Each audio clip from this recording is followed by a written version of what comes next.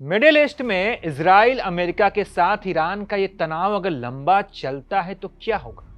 ये युद्ध अगर लंबा खिंचता है तो इसका असर क्या होगा, सोचिए। ज्यादातर लोग मार्केट गिरने और कच्चे तेल के दाम बढ़ने जैसी बातें कर रहे हैं, लेकिन एक और सेक्टर है जिसे भारी नुकसान हो सकता है और वो है भारत का बासमती राइस।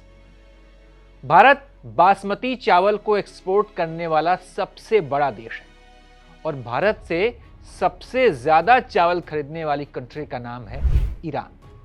तो भाई साहब, कहानी यह है कि पंजाब और हरियाणा के राइस एक्सपोर्टर इस वक्त करोड़ों का माल समुद्र में फंसा हुआ देख रहे हैं। भुगतान में देरी हो सकती है, शिपमेंट रुक सकती है और इसका सीधा असर भारत के 50,000 करोड़ के बासमती निर्यात बाजार पर पड़ सकता है। आखिर ये कितना बड़ा संकट है और किन किन शेयरों पर इसका असर पड़ सकता है, आपको बड़े ही आसान तरीके से हम इस वीडियो में समझाने वाले हैं। 28 फरवरी को अमेरिका और इजराइल ने ईरान पर सैन्य हमला किया। इसके बाद मिडिल ईस्ट में तनाव काफी बढ़ गया। इसके बाद से इंडियन राइस एक्सपोर्टर्स फेडरेशन ने निर्यातकों को सलाह दी कि फिलहाल ईरान और खाड़ी देशों के लिए सीआईएफ कॉन्ट्रैक्ट ना करें। सीआईएफ कॉन्ट्रैक्ट क्या है? यानी ऐसा समझौता जिसमें माल बेचने वाला ही माल लाने का भाड़ा और बीमा खर्च उठाता है। अब ऐसी सलाह क्यों दी गई?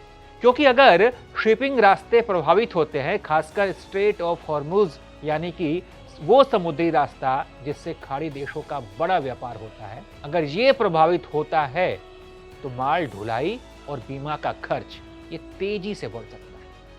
अगर यह समुद्री रास्ता सीमित या बंद हुआ तो माल की डिलीवरी में देरी होगी, रुकावट आएगी, रुक भी सकता है।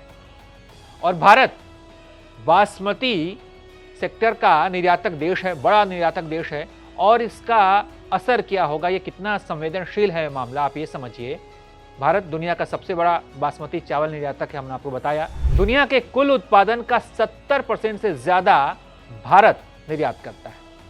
हर साल लगभग 60 लाख टन बासमती चावल निर्यात होता है, जिसकी कुल कीमत करीब 50,000 करोड़ है और सबसे बड़ा खरीदार देश है ईरान। अप्रैल से दिसंबर 2025 के बीच मिडिल ईस्ट को 27.197 करोड़ रुपए का बासमती चावल निर्यात हुआ है। ईरान ने अकेले 6,000 करोड़ का प्रीमियम बासमती खरीदा है। यानी अगर ईरान से व्यापार रुकता है तो भारतीय निर्यातकों को सीधा झटका लगेगा और इसका असर सबसे ज्यादा पंजाब और हरियाणा पर पड़ेगा। भारत के कुल प्रीमियम बासमती निर्यात का लगभग 75% हिस्सा इन्हीं दो राज्यों से आता है। 40% के आसपास पंजाब से और 35% के आसपास हरियाणा से। हरियाणा का करनाल बासमती निर्यात का बड़ा केंद्र है। कैथल और सोनीपत भी प्रमुख इलाके हैं। इस समय जो शिपमेंट ईरान या अफगानिस्तान जा रही थी, खासकर बंदर अब्बास बंदरगाह के रास्ते, वे इस समय होल्ड पर है। माल समुद्र में फंसा हुआ है, भुगतान में देरी हो सकती है। कंपनियों का नकदी चक्र यानी कि वर्किंग कैपिटल साइकिल बिगड़ सकता है। याद रहे, जनवरी में अमेरिकी प्रतिबंधों के बाद ईरान की मुद्रा गिर गई थी और लगभग 2,000 करोड़ का स्टॉक फंस गया था। अब सिर्फ 2 महीने बाद ये दूसरा झटका लग सकता है। इसका कितना बड़ा आर्थिक असर हो सकता है, आप ये समझिए। अगर युद्ध थोड़े समय में खत्म हो जाएगा तो माल ढुलाई का खर्च बढ़ेगा और कंपनियों का मुनाफा घटेगा। अगर ये युद्ध लंबा चलता है तो ऑर्डर रद्द हो सकते हैं, भुगतान फंस सकता है, निर्यात की मात्रा घट सकती है, घरेलू मंडियों में दाम पर दबाव आ सकता है। और अगर आप शेयर मार्केट में अपना पैसा लगाते हो, उसमें आप इन्वेस्ट करते हैं तो थोड़ा संभल कर। अगर आपके पोर्टफोलियो में चावल या बासमती कंपनियों के शेयर हैं तो इन पर आपको नज़र रखनी होगी, जैसे कि KRBL लिमिटेड, ये इंडिया गेट बासमती ब्रांड है, ईरान में अच्छी हिस्सेदारी है। LT फूड्स लिमिटेड, दावत ब्रांड, मध्य पूर्व में मजबूत मौजूदगी है।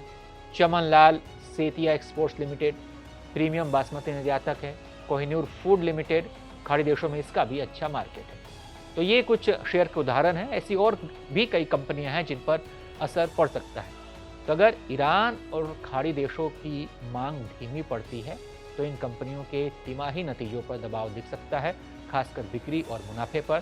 तो अगर शिपिंग पर रोक लगती है या प्रतिबंध और कड़े होते हैं तो भारत के बासमती सेक्टर को बड़ा झटका लग सकता है। इस युद्ध को लेकर क्या अनुमान है कि ये कब तक चलेगा, कब खत्म होगा, और युद्ध से हो रहे चावल सेक्टर के नुकसान को लेकर आप क्या सोचते हैं? अपनी राय कमेंट में बताइए।